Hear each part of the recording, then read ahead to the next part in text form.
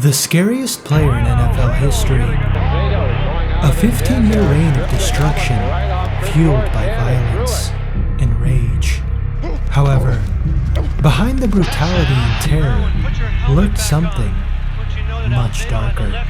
Manic to the point of mayhem on the field, obsessed with his own physical strength, Lyle Alzado played and lived with the clock pounding in his ears. He was all about the rage. And anybody who tells me that they go out there to have fun playing football, they're a liar. Because this game isn't fun. This game is a war. That violence that you saw on the field, that was real stuff. You just had to think, what is this guy on? It's kind of an unnatural look. He literally was a wild man. You know, I'll kill you out in the parking lot in front of your family. You look the way you do, they're going to say, the guy's on steroids. He'd come in and I'd go, "Hi, Lyle." And he would get all red and tense and he'd go, "Get away from me." He was the type of human being that always crossed over a dangerous line. Lyle was the poster child for roid rages. We had the police in Manhattan Beach a couple of times. It was really frightening. Did you ever take steroids? No, I didn't. If somebody cut him off in a car, he would follow the person and grab him out of the car and beat them senseless. And was willing to pay the price to get to that level. I said, "Lyle, you gotta stop the steroids, man." You gotta nod on his ass like that. How long were you on steroids? I talked to Lyle about steroids, would get very angry at me. His response was, "Pete, I'm gonna do what I need to do to play the game the way I want to play it." He came to the game, and you can tell he wasn't loud. Somebody asked him for his autograph, and he was just doing circles. Lyle Alzado was never satisfied and never understood the price of his ambition until it was too late.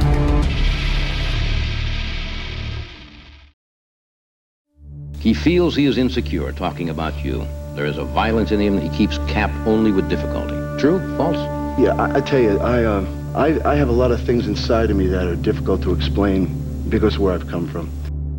I grew up in Brownsville, Brooklyn.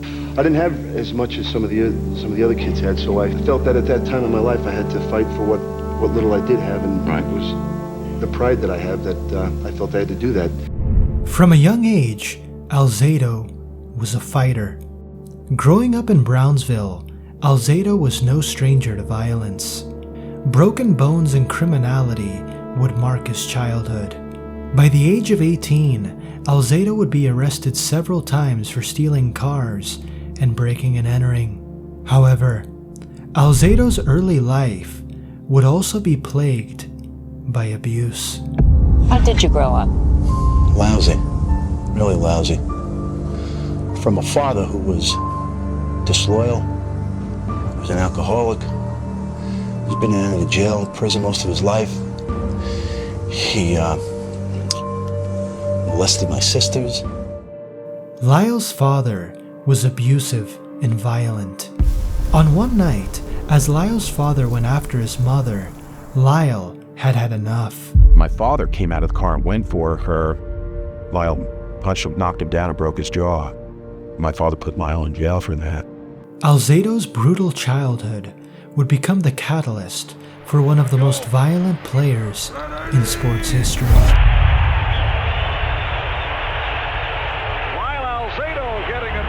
Lyle Alzado does not do it as he delivers a blow to the head right there on David Little, a second tight end. He is frustrated by not being, you see him, that's the kind of thing that'll get you thrown out of a ball. Well, he should be. That. The older man and the lady got very nervous, so I jumped up and moved over to where they were and said, "Why don't you just be quiet before I take your head off?"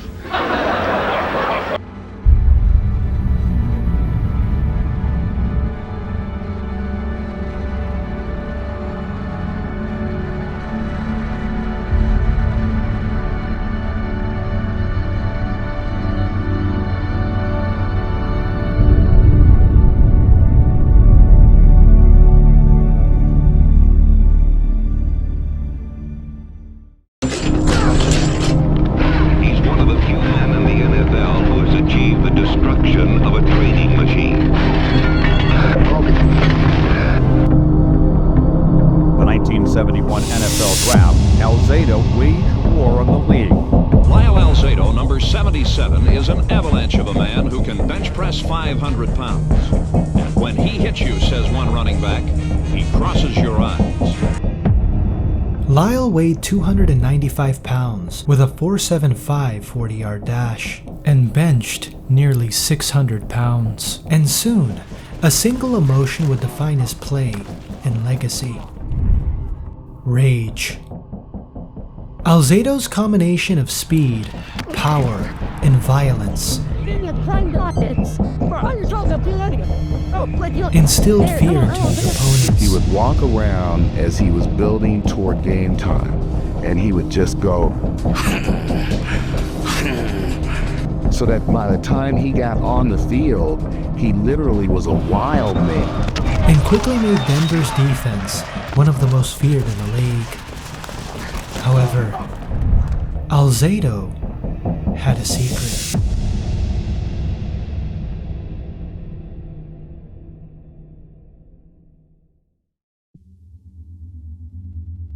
Many athletes think they can put you on top and keep you on top. Who uses them? A lot of people in almost every sport and at all levels. What is this chemical spinach that can make so many athletes feel like Popeye? It's a form of cholesterol known as an anabolic steroid.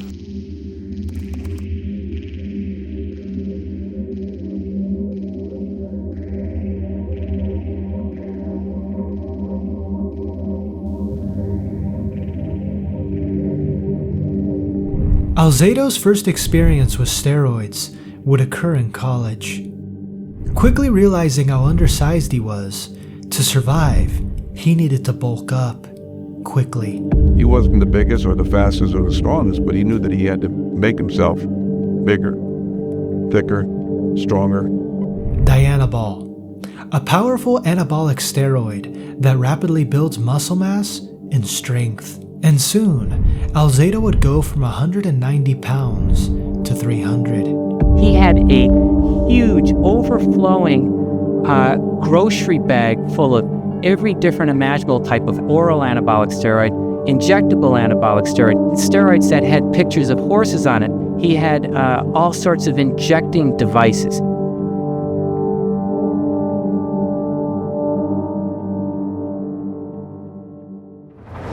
In 1974, Alzado would have a career year, amassing 13 sacks on the season.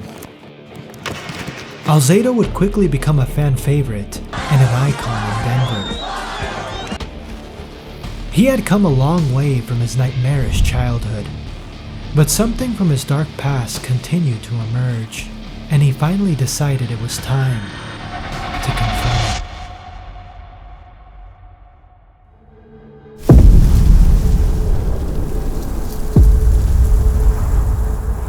Alzado hoped that after all the success, his father would be proud, but it was not to be.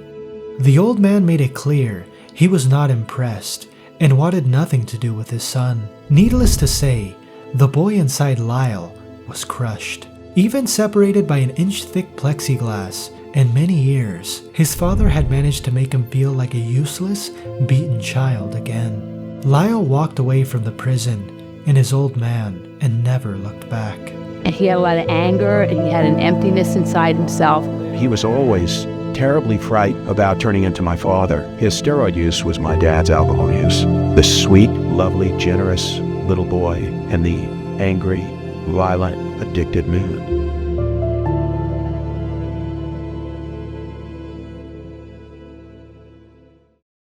But then the Bronco defense rose to devastate their attack. In the first week, right defensive tackle Lyle Alzado is sculpting an anonymous position into star status in the NFL.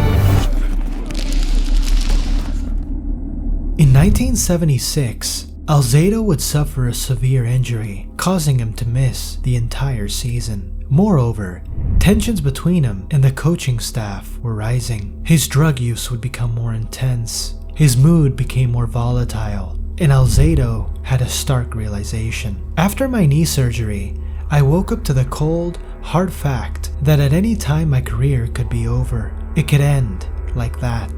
I desperately wanted, more than anything, to win a Super Bowl. It was an obsession. In 1977, the Broncos and their vaunted Orange Crush defense, led by Alzado, would dominate, leading to a Super Bowl appearance. a game in which the roid-fueled Alzado would play the game of his life. Lyle Alzado at about 2:52 caught Newhouse from behind, and he was 15 yards whipped when he started to run. But would ultimately fall short.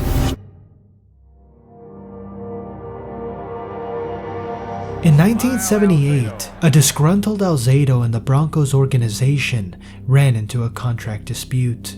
Lyle threatened to retire and become a boxer. The Broncos laughed off the threat. In 1979, Alzado would fight three-time world champion Muhammad Ali. In what was supposed to be an exhibition match, it soon got out of hand. As the fight progressed, Alzado's aggression grew, landing hard shots and even taunting the heavyweight champion. Alzado was looking for the kill shot.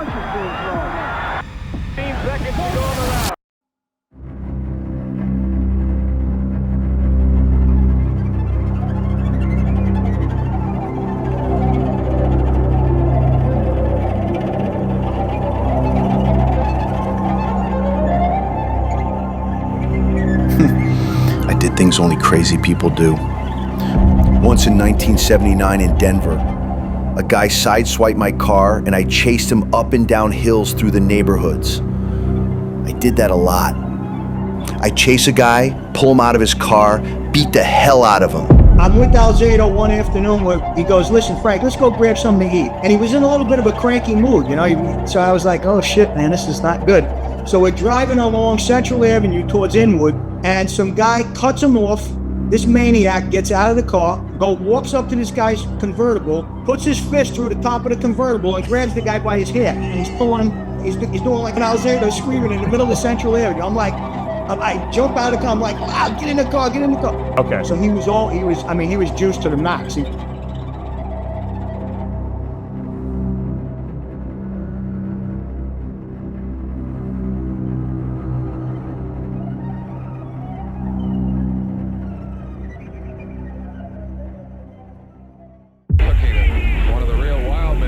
If any man was meant to be a raider, it was Alzado. Rage, violence, and brawls would define his first year in LA. And in 1982, Alzado would win Comeback Player of the Year. The Raiders would earn a playoff berth, and Alzado would have the opportunity to exact revenge on his former team. There, number 77, boom! That hurts.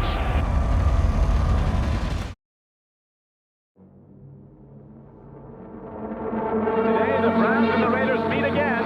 Now, to NFL 82 in New York. Alzado played with reckless abandon, delivering tackles for loss, punishing the quarterback, and abusing opposing linemen. Down in the trenches, look at the line play. Lyle Alzado going against Matt Miller. Walks back to the huddle, number 77, Lyle Alzado and Matt Miller at this time. Deacon could not continue. A game played with so much rage and energy, he concussed himself in the process. Receptions. And off, and Charles White runs right into Alzado. Charles at 185, not going to win that matchup.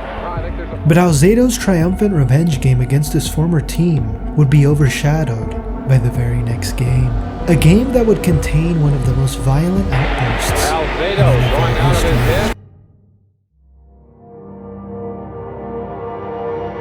The Super Bowl tournament, round 2, Angeles Raiders.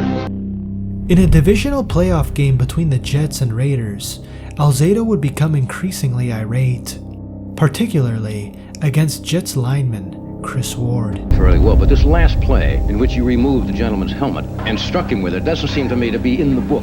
At the time, there was no rule saying that you couldn't use a helmet as a weapon. What did he do to you that provoked this? You have to understand that the nature of the game, you know, you're supposed to play hard and with as much violence as possible. Right. He's got you look at it, just stripped the face of his cuff and threw it at Chris Ward. First down. Covered. That seems a bit malicious. As a result, the league implemented the Alzado Rule. A player may not use a helmet that is no longer worn by anyone as a weapon to strike, swing at, or throw at an opponent. What about Chris Ward? I don't like Chris Ward. He's a big mouth, he's a hot dog, he runs his mouth, and if I had a chance to have him swallow his helmet, I'd have done it. In 1983, the Darth Raider would help propel the Raiders to the top of the NFL. The Raiders' ferocious defense and Marcus Allen's dominant season would propel them to the Super Bowl. It was 3 Mile Lyle's threat to decapitate Joe Theismann. Super Bowl 18, a matchup between the two best teams. Alzado played ferociously, but would ultimately fall short on his threatening claim. However, he would claim something far greater. And the Lombardi Trophy will go to the Los Angeles Raiders. Alzado's career had reached its zenith, from a poor kid from Brownsville to a Super Bowl champion. But behind the veil of glory, Alzado's drug-fueled world was beginning to spiral out of control.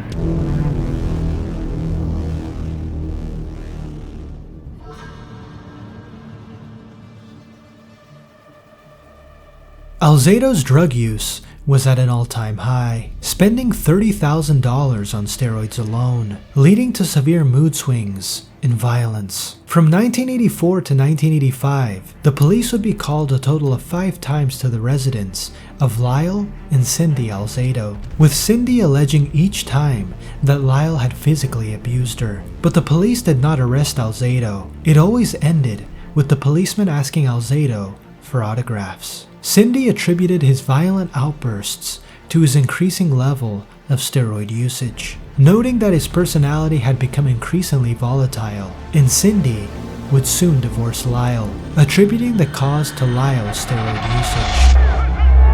Crowd in motion, and again to the ground for Kennebrew.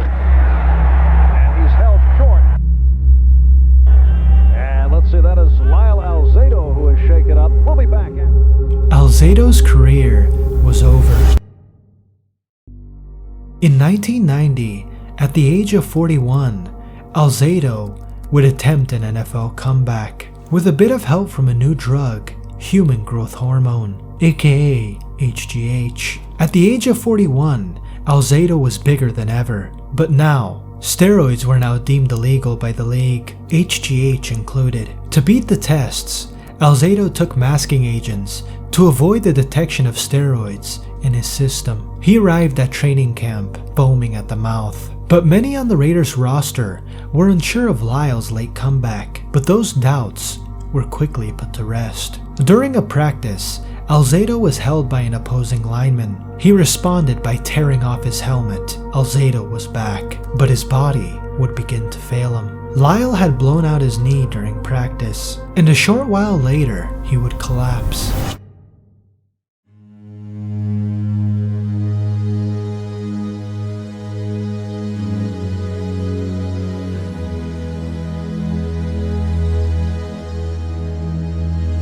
Alzado's mind and body would begin to break down. He would begin to lose weight rapidly. When asked for autographs, he would forget how to spell his name. The once hulking Alzado soon looked like a shell of his former self, losing nearly 100 pounds. And as the cancer ate away at Alzado, so did the dark truth of his rage-filled career. Over 60 pounds lighter and struggling just to walk.